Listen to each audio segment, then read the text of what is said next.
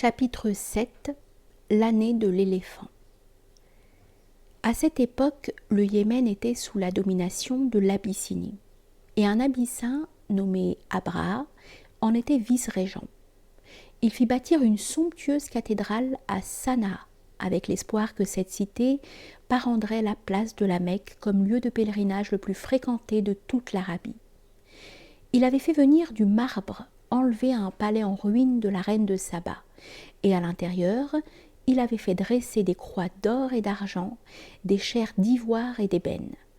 Il écrivit à son maître, le Négus, « Ô roi, je t'ai construit une église telle que jamais on n'en a bâti pour aucun monarque avant toi, et je ne prendrai pas de repos avant d'en avoir fait le nouveau centre de pèlerinage des Arabes. »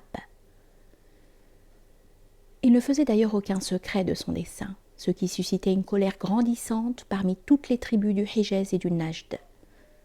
Finalement, un homme de Kinana, tribu apparentée aux Quraysh, se rendit à Sanaa dans l'intention délibérée de souiller l'église, ce qu'il fit une nuit, après quoi il s'en retourna sain et sauf chez les siens. Quand Abraha apprit la nouvelle, il jura qu'en représailles, il raserait complètement la Kaaba. Après avoir achevé ses préparatifs, il se mit en route pour la Mecque avec une grande armée, en tête de laquelle marchait un éléphant. Quelques tribus arabes au nord de Sanaa tentèrent de lui barrer la route, mais les Abyssins les mirent en fuite après avoir capturé leur chef, Noufaïl, de la tribu de Katam, lequel, pour avoir la vie sauve, s'offrit à servir de guide à l'expédition. Lorsque l'armée atteignit Taïf, les hommes de Thaqif sortirent à la rencontre d'Abraha, car ils craignaient que celui-ci ne détruisît leur temple d'Al-Lat par erreur, le prenant pour la Kaaba. Ils s'empressèrent de lui faire observer qu'il n'était pas encore arrivé à destination, et ils lui proposèrent un guide pour le reste du parcours. Bien qu'il eût déjà avec lui Noufaïl, Abraha accepta leur offre, mais l'homme mourut en chemin, à environ 1 lieue et demie de la Mecque, au lieu dit Mougammis, où on l'enterra. Plus tard, les Arabes prirent l'habitude de lapider sa tombe, et aujourd'hui encore, les gens qui habitent à cet endroit lui jettent des pierres en passant. Abraha fit halte à Mougammis et envoya un détachement de cavaliers jusqu'à la périphérie de la Mecque. Ceux-ci se saisirent de tout ce qu'ils trouvèrent sur leur passage et renvoyèrent à Abraha leur butin, dont faisaient partie 200 chameaux appartenant à Abd el-Muttalib. Les Quraysh et les autres tribus voisines tinrent un conseil de guerre et décidèrent qu'il était inutile d'essayer de résister à l'ennemi.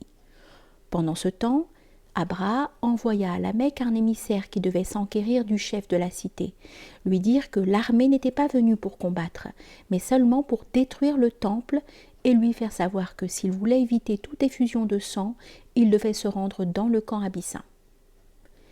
Il n'y avait pas eu de chef officiel des Quraysh depuis le temps où les privilèges et leurs responsabilités avaient été divisés entre la maison de Abd ad-Dar et celle de Abd Manaf.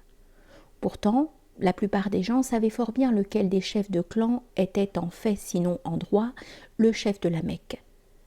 En l'occurrence, l'émissaire fut conduit directement à la maison de Abd el-Muttalib, lequel, accompagné d'un de ses fils, se rendit au camp yéménite avec le messager. Lorsqu'Abraha aperçut le vieillard, il fut tellement impressionné par son allure qu'il se leva de son siège royal pour le saluer. Puis il s'assit à côté de lui sur le tapis, disant à son interprète de s'enquérir pour savoir s'il avait une faveur à demander. Abd el-Muttalib répondit que l'armée lui avait pris 200 chameaux et il demanda qu'on les lui restituât.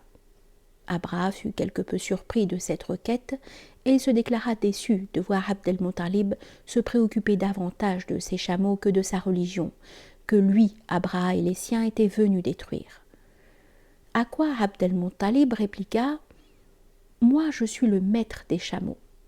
Quant au temple, il a également un maître qui le défend. » « Il ne pourra pas le défendre contre moi, » dit Abraha.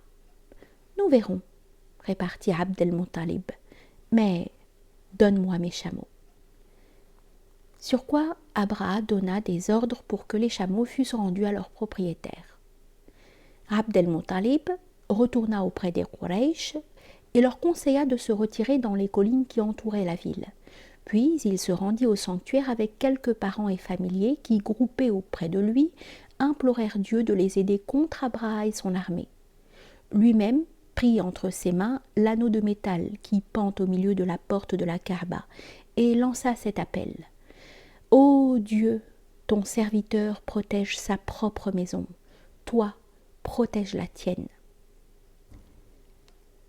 Après quoi, lui et les autres allaient rejoindre le reste des Quraysh dans les collines, à des emplacements d'où ils pouvaient observer ce qui se passait en bas dans la vallée. Le lendemain matin, Abraha s'apprêta à marcher sur la ville dans l'intention de détruire la Kaaba, puis de s'en retourner à Sanaa par où il était venu.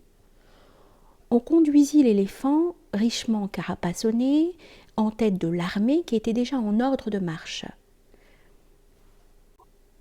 Et lorsque le puissant animal eut atteint son poste, son cornac Unaïs le fit se tourner dans la même direction que les troupes, c'est-à-dire face à la Mecque. Pendant qu'il remplissait assez à contre-cœur sa fonction de guide, Nufayl avait presque toujours marché en tête de l'armée à côté d'Unaïs, duquel il avait appris quelques-uns des ordres auxquels obéissait l'éléphant. Pour profitant de ce que Unaïs avait la tête tournée pour guetter le signal du départ, Nufayl souleva l'oreille de l'éléphant et doucement mais fermement y glissa l'ordre de s'agenouiller. Sur ce, à la surprise et à la consternation d'Abraha et de ses soldats, l'éléphant plia lentement et paisiblement les genoux et s'accroupit sur le sol.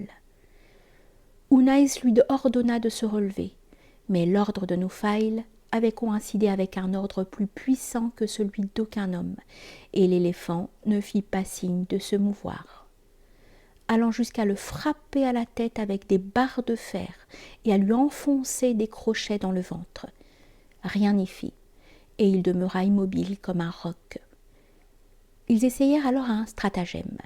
Faisant faire demi-tour à l'armée entière, ils la firent avancer de quelques pas dans la direction du Yémen. Aussitôt, l'éléphant se releva, se tourna dans la direction des soldats et se mit à les suivre. Reprenant espoir, ceux-ci refirent demi-tour. L'éléphant fit de même, mais il ne s'était pas plus tôt retrouvé face à la Mecque qu'il s'agenouilla derechef. Aucun signe n'aurait pu indiquer plus clairement qu'il ne fallait pas aller plus avant. Abraha, cependant, était aveuglé par l'ambition qu'il nourrissait pour le sanctuaire qu'il avait bâti et par sa résolution de détruire le grand sanctuaire rival. S'il avait donné à ce moment l'ordre de battre la retraite, peut-être aurait-il échappé au désastre. Mais tout à coup, il fut trop tard. À l'ouest, le ciel devint noir, et un bruit étrange se fit entendre, dont le volume s'amplifia tandis qu'une grande vague de ténèbres en provenance de la mer déferlait sur eux et qu'au-dessus de leur tête à perte de vue, l'espace se remplissait d'oiseaux. Des survivants ont dit que leur vol ressemblait à celui des martinets et que chaque oiseau portait 3 cailloux de la grosseur d'un pois sec, l'un tenu dans son bec et les autres serrés dans chaque patte. De tous côtés, ils fondirent sur les soldats, les criblant de pierres au passage, et les galets étant si durs et lancés à une telle vitesse qu'ils transperçaient même les côtes de mailles. Chaque pierre atteignait sa cible et tuait son homme, car aussitôt qu'une pierre frappait un corps, la chair commençait à se putréfier rapidement dans certains cas, plus lentement dans d'autres. Si tous ne furent pas touchés, et si certains furent épargnés, dont Unaïs et l'éléphant, tous furent frappés de terreur. Quelques-uns restèrent dans le Hijaz, où ils gagnèrent leur vie comme bergers ou en s'acquittant de divers travaux, mais la plupart des membres de l'expédition regagnèrent Sanaa en grand désordre. Beaucoup moururent en chemin, et beaucoup d'autres, dont Abraha, moururent peu de temps après leur retour. Quant à Nufayl, il s'était éloigné subrepticement de l'armée pendant que l'attention générale était concentrée sur l'éléphant, et il atteignit sans encombre les collines qui entourent la Mecque. À dater de ce jour, les Quraysh furent appelés par l'ensemble des Arabes les gens de Dieu, et on leur témoigna encore plus de respect qu'auparavant, car Dieu avait exaucé leurs prières et avaient évité la destruction de la Kaaba. On les honore encore aujourd'hui, mais plutôt en raison d'un second événement, lequel n'est sûrement pas sans rapport avec le premier, qui survint durant cette même année de l'éléphant. Abdallah, le fils de Abd el-Muttalib, ne se trouvait pas à la Mecque au moment du miracle des oiseaux.